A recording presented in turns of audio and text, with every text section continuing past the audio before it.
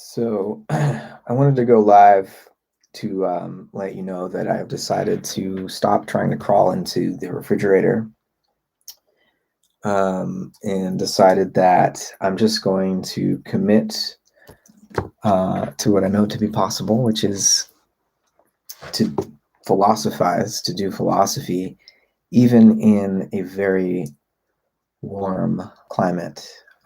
California is having a serious heat wave here. We had some fire tornadoes touch down earlier today in the Shasta, not Shasta, in the Lassen County area, and it was hot, and I was having trouble, reading and writing and trying to think in such a climb. But now that it's nighttime, it's cooled off a little bit. It's still about 80 degrees Fahrenheit. And I'm sort of thinking about a debate that I'm having tomorrow with David Long. It's going to be moderated by Bruce Alderman, who runs the YouTube channel The Integral Stage. And there's a lot of great content there on the future of religion and the role of psychedelics in spiritual practice, and all sorts of content, conversations with interesting people. But he's going to moderate, and I'm grateful to Bruce for doing that. And David and I have been kind of going back and forth on Facebook mostly, and a few other people have chimed in. And we were arriving at a bit of an impasse, it seems, because I think it's ultimately a problem of communication, and I have accepted the criticism from several people that I wasn't very clear in my initial response to David several weeks ago, or several days ago, I should say. I wasn't very clear because I was a little bit too poetical, and was bouncing around without really defining my terms, and I was presupposing all sorts of I was making allusions, like when I was talking about the soul as the form of the body in my initial response to David. I think this really confused a lot of people because they didn't know, I guess, that I was making an allusion to Aristotle, not like a minor philosopher. In De Anima, he talks about the soul as the form of the body. And what is form? Well, this is in a context where I'm debating the validity of idealism, some kind of idealism with David. And so I'm referencing form, I'm referencing soul. And, David and a few other critics were like, soul? Form of the body? What? And that's my fault.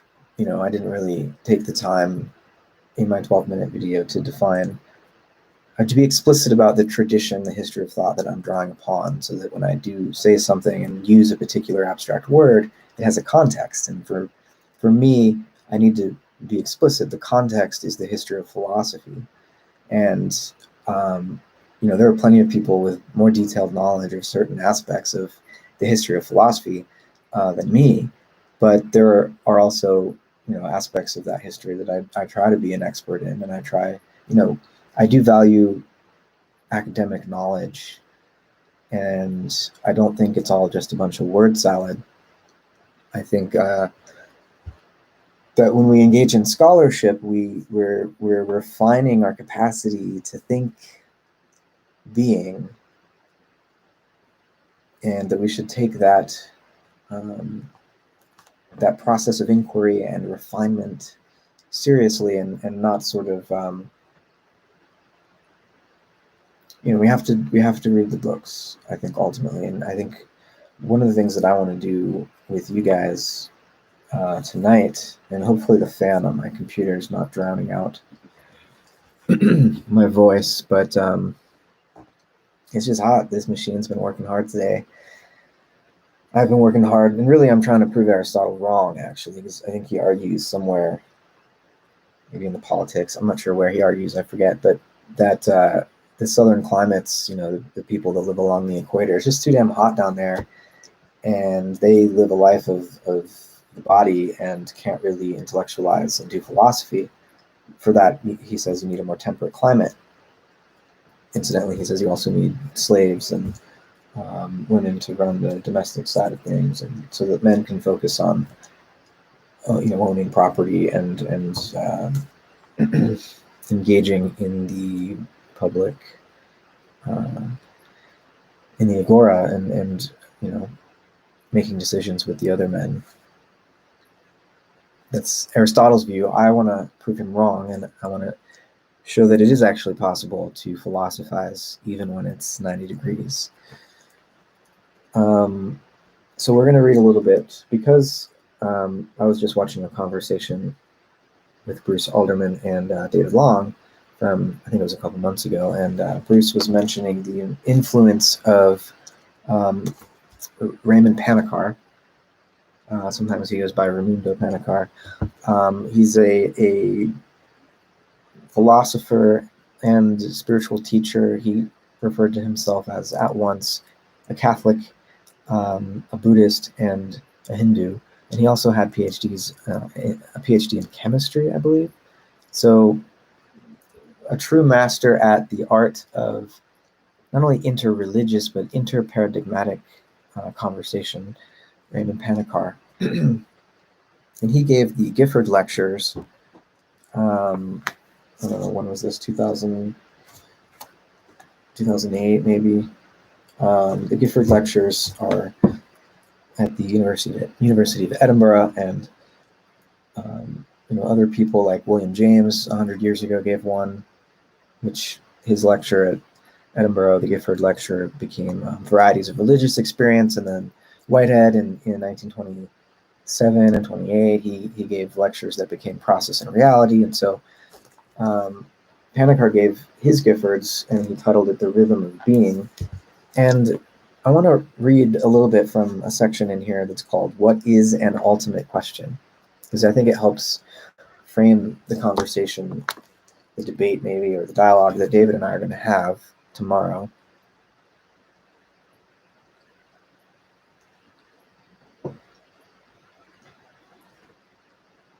So for those of you that are lucky enough to have Panikkar's book, The Rhythm of Being, I'm reading from page 67. And Panikkar writes, "Since the first stirrings of humanity, one fundamental concern has been, what is it all about? Or in a more concrete form, what is the meaning of life? Hiding in this question is a double doubt. The first is whether life should have a meaning at all. And behind this, the deeper doubt, whether the very question and the quest for meaning, or for anything that makes sense of reality and of our lives, is not in itself a meaningless search and ultimately counter-effective. Perhaps the very method of inquiry is wrong. Perhaps we should not search, much less question, but allow ourselves to be searched and questioned. A much more feminine attitude. I will return to this second doubt, but let me try to say a little more about the first. Has life a meaning? It could well be that this meaninglessness is the only meaning, and the search for anything else is a fatal temptation.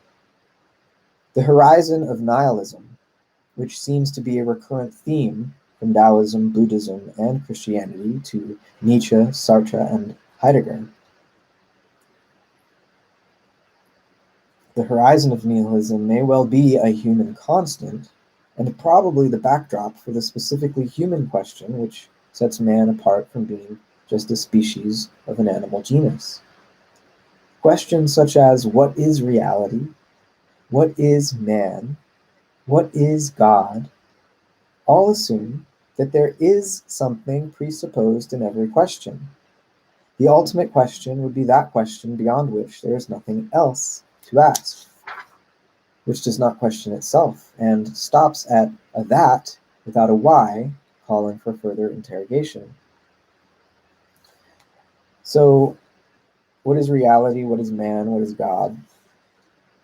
Panikkar has there's a Trinitarian mystery at the heart of Panikkar's philosophy or his theology, and in other places he'll call it the cosmotheandric or cosmotheanthropic mystery, and it's this this relationship between God, the cosmos, and the human, right? Between nature, the soul, the individual soul, and the divine. There's these three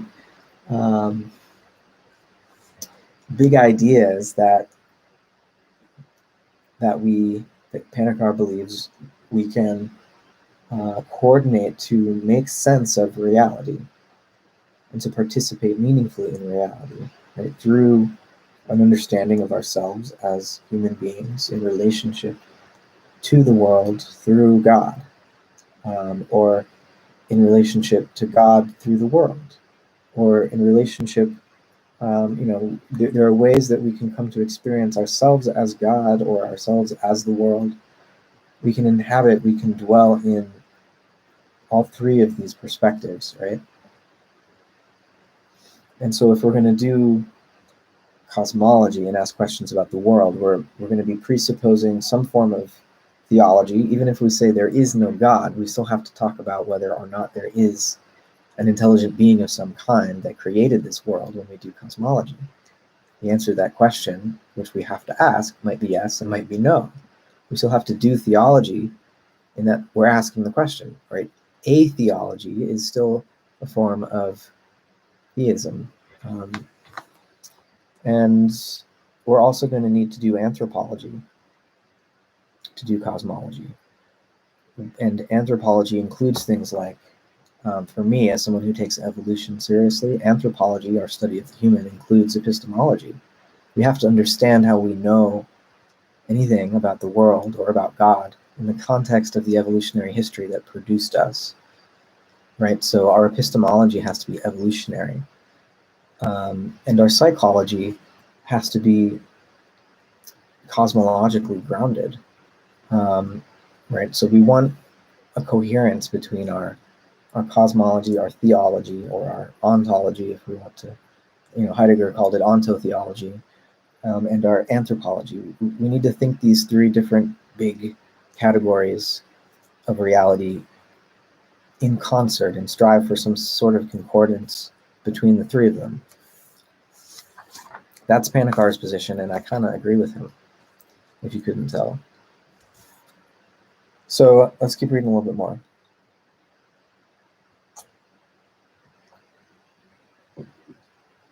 There seem to be three attitudes here, Panikkar writes. A, there's the agnostic. Since we cannot answer the question about the ultimate meaning of life, reality, or whatever name one chooses, we cultivate an undetached indifference and live without metaphysical qualms, although often with more physical problems. B, there's the pragmatic attitude. Since the query is too overwhelming for the individual, one relies more or less tentatively on the answers of the respective traditions with which one is more familiar, or which seem more convincing. And C, there's the philosophic attitude. Since man seems to be a questioning being, we should further proceed in investigating this human character.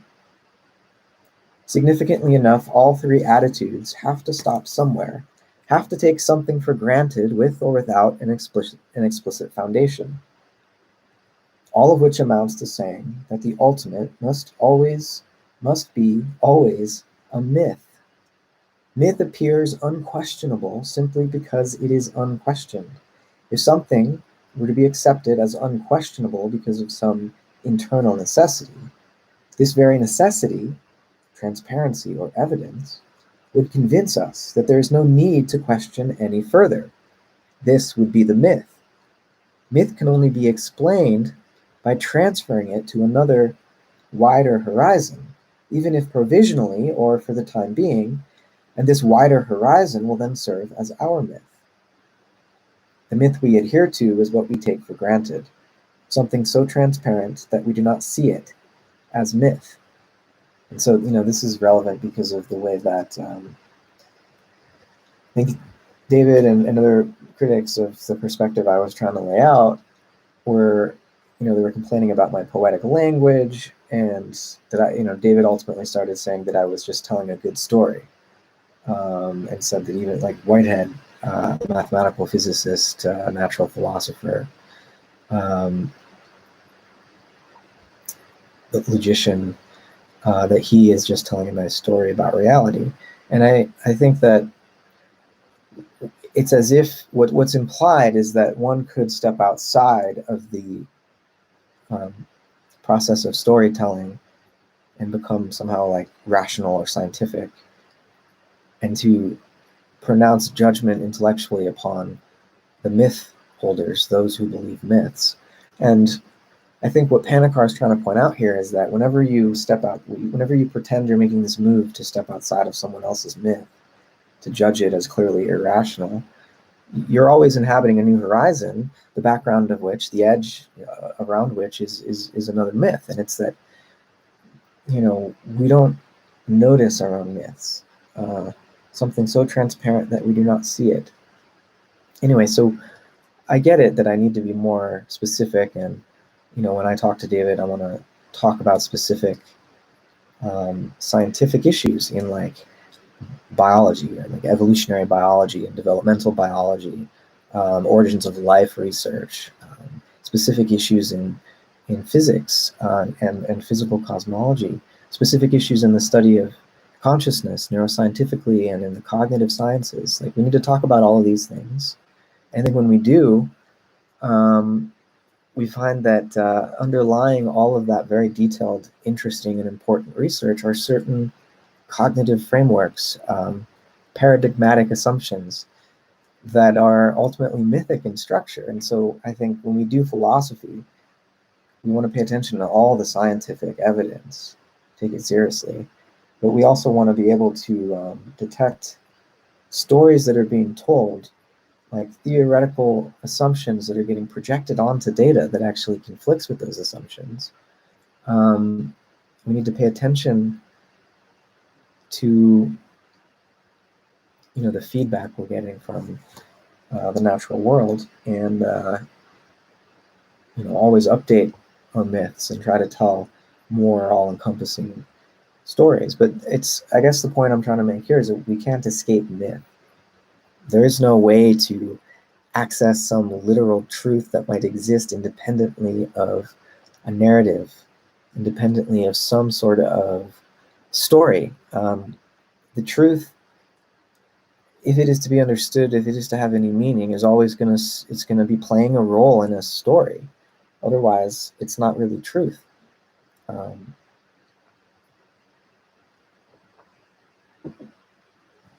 So let's keep going with Panikkar here. He says, the difference between the unquestioned and the unquestionable is obvious. Something is unquestionable when we see the reason why we do not need to question it further. It is evident, transparent, clear, self-luminous, gives reason of itself. It cannot be questioned. It is our myth. Yet, we have all had the startling experience that what seemed unquestionable to some, angels do exist, for example, or reason is the last resort. What seemed unquestionable to some did not appear so to others. More importantly, an unquestionability is based on absolutizing the last instance on which we ground it, whether God, experience, reason, or logic. However, the consciousness of setting anything as an absolute immediately relativizes it. In other words, the unquestionable too has presuppositions. It is not absolute. It is only unquestionable for us. The unquestioned also ceases to be such when it appears to our consciousness as unquestioned. The status of the unquestioned is always the past, and secondarily the future. The simple statement, it is unquestioned, has all the vulnerability of a factual and contingent sentence. It remains unquestioned until de facto somebody questions it, even if this somebody is ourselves. We cannot repress the why if something dawns on our consciousness as unquestioned. In any case, we have to rely on language. As Plotinus ironically puts it, quote, "One should come to terms with names. We must be patient with language." We have to use words in an improper manner. Language conditions our thinking. Many languages use the verb to be in order to ask about whatever is considered the fundamental issue. In this universe of discourse, the question of being, with a capital B, is the fundamental question. What is the is we use in questioning ourselves about anything? The question is not what is being or what there is, not even what exists or what lives, but what is is. What or who is is. We have been so culturally accustomed to objectivity that we hardly realize that this ultimate question, what is being, could equally take the form, what or who art being, and even what or who am being. In asking about being, we should be asking about the is, the art, and the am. Such a question must include all the tenses and pronouns of the verb. I will skip the problem presented by the many languages that do not have the verb to be. There are indeed homeomorphic equivalents, to exist, to be present, to be real, effective, alive, and so on. Suffice to mention it, to make us aware of the relativity of our languages and ways of thinking. I cannot avoid mentioning here incidentally, but not accidentally, one of the greatest genocides of the 20th century, the linguistic genocide. Over 5,000 languages have disappeared in the last 100 years. The destiny of being is only our ways of speaking and thinking. We ask questions because we have not reached the ultimate. Questions are always penultimate. The ultimate is that which raises no question. The ultimate has no why. It is a supreme innocence, what I have called the new innocence. Why should you not eat the forbidden fruit? Asked the serpent. The why triggers the knowledge of good and evil, but the innocence is lost. Once we start asking why, there is no end to it. We cannot stop the flow of whys.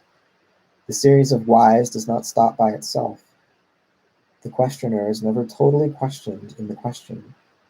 If the questioner were totally questioned in the question, that question would destroy the questioner. Quaestio mihi factus sum, said a father of Western civilization. I think that's Augustine, and he's saying, I have become a problem to myself. There is always need of the oblique case because we cannot question ourselves without the split between a subject and a predicate. Even the consciousness of a question implies the awareness that someone, the subject, is asking something, the possible predicate. The most we can do is to ask about ourselves. Who am I? Aham Brahman, answers the Upanishad. But Brahman neither puts nor answers the question, and Vedanta adds that it cannot be self-conscious. Otherwise, it would be consciousness of itself and not pure consciousness. In our sublunar world, let us assume that our ultimate question is the question about reality. I referred to three traditional formulations. What is being? Who or what? Sorry. Here are the three questions. What is being? What or who art thou? Or what or who art God? Who am I? So, what is being?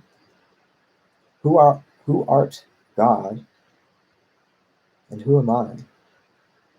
The question about reality entails the awareness that we and our questions are also part of reality. It also includes the awareness that we would not be asking if that reality were not, in one way or another, eliciting this very question from us. Further, this selfsame awareness is also aware, though dimly and obliquely, that awareness is not all there is. First, this is because we are conscious that our awareness is not infinite, and is thus limited, and being limited that there may be real things outside or beyond our field of awareness. Second, this is because the entire field of being does not necessarily coincide with the field of awareness, unless a priori we identify the two fields, which is what idealism does. Reality does not need to be reduced to only that of which any awareness may be aware. Here is the power of theistic religion. They say that there is something in which all questions stop and all answers are dissolved. Says Abhinavagupta, quote, even if he, Shiva, is supposed to be obstructed by a cover, for example, Maya, he still shines by his freedom in the form of that cover itself. We may detect an echo of one Upanishad. Quote, the face of truth is covered over by a golden vessel. Uncover it, O Lord, that I who love the truth may see. There are no absolutely ultimate questions, because any question reposes on relative assumptions. There are only provisional answers to whatever is asked. Though this long excursus was necessary, it leaves us on shaky ground. And then he begins a new section on the dialectic of ultimate questions. And Panikkar goes on to continue to deepen this inquiry into the rhythm of being. And so I think, what I want to do in my dialogue with David tomorrow is carve out what I think is a middle path, a position that's not idealism, not absolute idealism, as, say, Hegel may have imagined it, and that also isn't eliminative materialism, like, say, the way that the Churchlands, Paul and Patricia, have developed this neurophilosophy that they basically think, well, we should really stop talking about consciousness and our feelings and inner life and all that. It's just neural goings on, and we need to come to learn to speak of ourselves in those terms, because that's the truth, and science has discovered it for us. I think we need a middle path that takes neuroscience seriously, but that doesn't commit this crass metaphysical reduction. It's a scientific materialism, eliminative materialism is, I think, more logically rigorous, I think, and it's like, at least the eliminative materialists bite the bullet in a way that the emergentists will kind of try to wiggle out of, the real conclusions of saying that consciousness is just something the brain does. The consequences of that doctrine for, law and art and like human self-esteem, and when you really play this out, like, Nietzsche played this out, and he was terrified of the consequences. Actually, he lost his mind imagining the consequences of the death of God, the death of any transcendent locus of value to guide to guide our social interaction, or our metaphysical orientation. Scary stuff. But at least the eliminative materialist is like, yeah, the consciousness stuff, who you think you are, this like inner life, it's an illusion. We should find ways of speaking more scientifically about the robots that we actually are.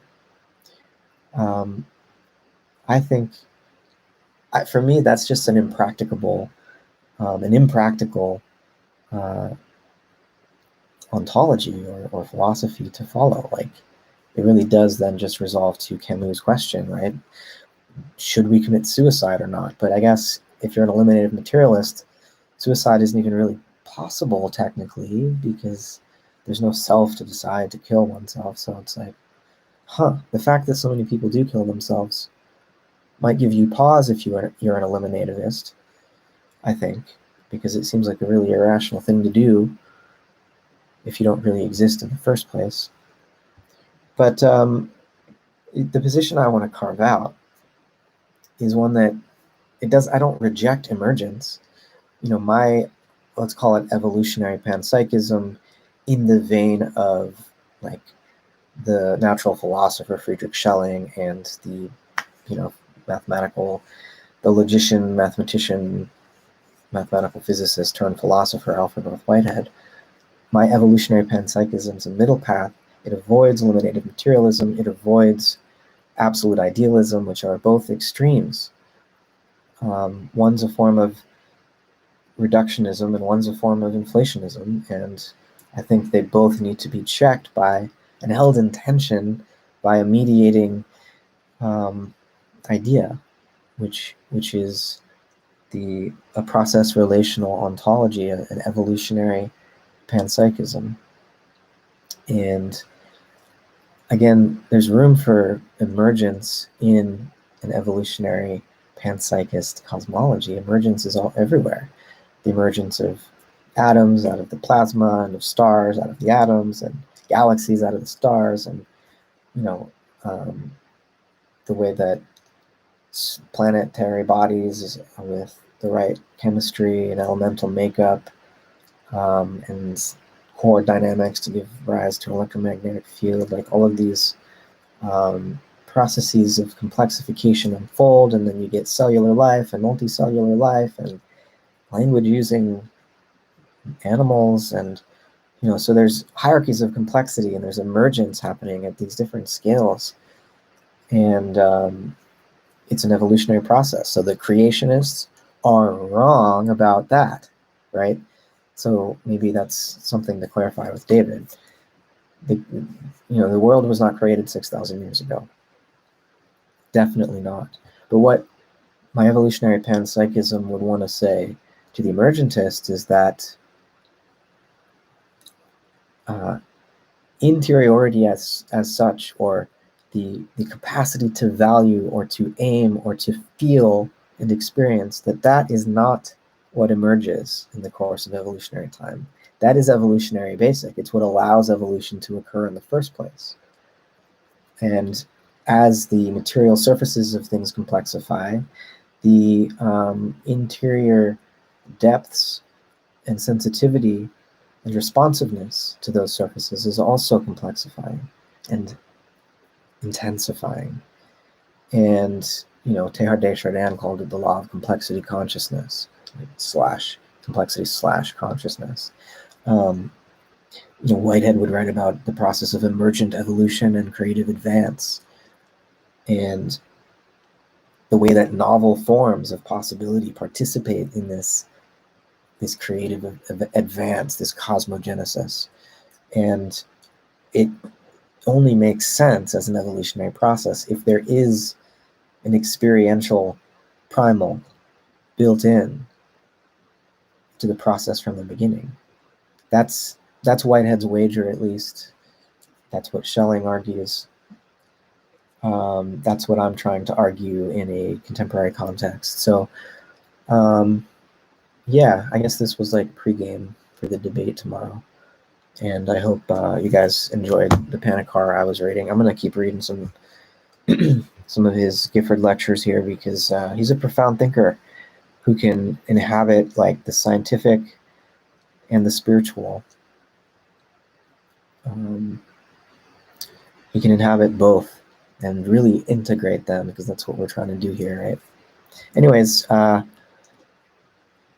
thanks for listening, and I would appreciate your thoughts if you'd like to share a comment.